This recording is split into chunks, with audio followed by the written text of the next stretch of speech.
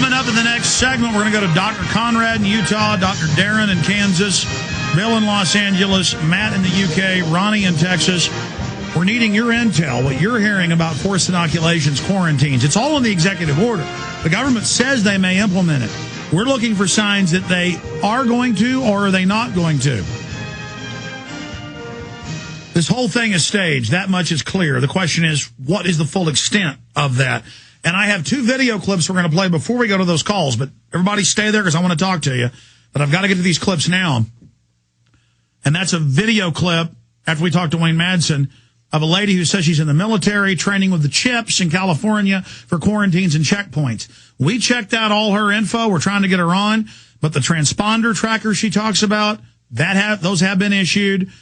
The Army and Marine Corps working with chips in checkpoints. We confirmed that 4 months ago. We didn't know why. Very illegal. And so that's what's so scary. And then we have a Texas peace officer saying the same thing from a month and a half ago in a video. So those are coming up. First her clip, then the calls, then to the other clip. Let's go ahead and go back to Wayne Madsen. Wayne, you went to the conference, you got there, you saw this, you confirmed a lot of what our other reporter was saying who was there and then got kicked out, and saying that the guy from 9/11 was getting very agitated over reporters being there and wanted them gone. That's why he said he was kicked out. You are saying, though, and you said this first here, and then it came out in the BBC, scientists say they believe H1N1 has been manufactured. But you're saying manufactured and released deliberately to just make money off vaccines, or is this something bigger?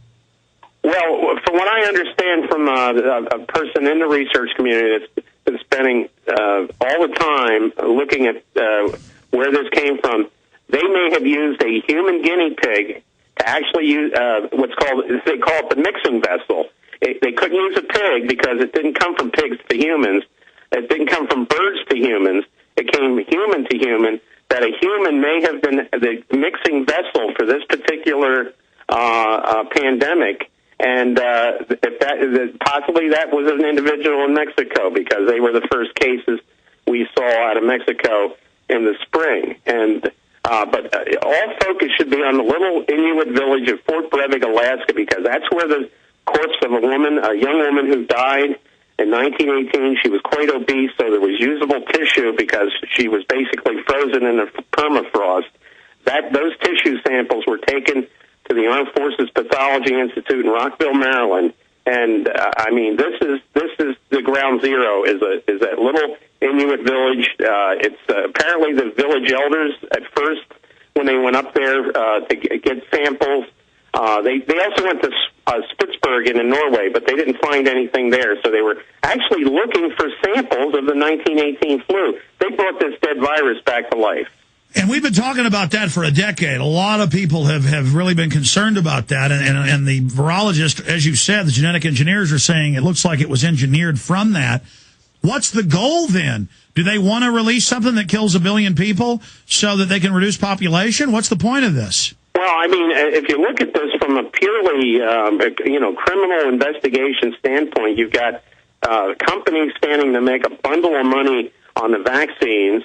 Obviously, you've got wrongful death, issues here, being that this is man-made. So where is the investigation? And now that I've found out that part of the research was funded by the Japanese government, hopefully the new prime minister, who's not, believe me, this is the first non-oligarch party government in Japan since the end of World War II, except for one brief time. The new party over there is full of a lot of reformists. Prime Minister Hanayama and his government is in a better position to investigate this, I think, than our administration. Well, yeah, the number 3 guy in the Japanese government's been on this show now, and he believes 9/11's an inside job. That's right. This is the Democratic Party of Japan. It's a left-of-center government. They don't buy into the U.S. propaganda, and being that there is a Japanese link to this, I think they stand a much better chance to look at this from their end, because there was money that went into this research from the Japanese government.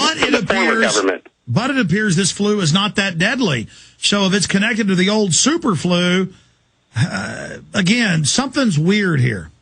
Well, deadly for some and not for others. I mean, what was it last week? 11-year-old girl came home from school on a Thursday sick. She was dead on Sunday. No pre-existing conditions. That's another protocol I think they're putting in place. Saying, well, yeah, the flu of 1918, as you know, killed young, healthy people with the hemorrhagic autoimmune response in the lungs. Wow. Well, Wayne Madsen, thank you so much for spending time with us. We appreciate your great insight. Good to be with you, Alex. WayneMadsenReport.com. Our sites are Infowars.com and PrisonPlanet.tv. Finally in the news this evening, it's being reported that cyber spies from Russia and China have now penetrated our power grid. Even as energy experts are reporting that each summer we get closer and closer to the limits of our nation's power grid, some say that this summer's demand for electrical power may finally push the grid over its edge, creating a cascade of power outages across the country, putting us all in the dark. Are you prepared for the next round of storm-related outages or government-created blackouts? Have you ever thought about taking steps to get off the grid and generate your own private supply of electrical power? If so, this will be the most important information you have ever heard. Solar-powered generators are finally available. They have no moving parts to wear out or break and require absolutely no gas whatsoever. Remember, the government doesn't own the sun, so go to mysolarbackup.com. That's mysolarbackup.com. Check out mysolarbackup.com before you lose your power.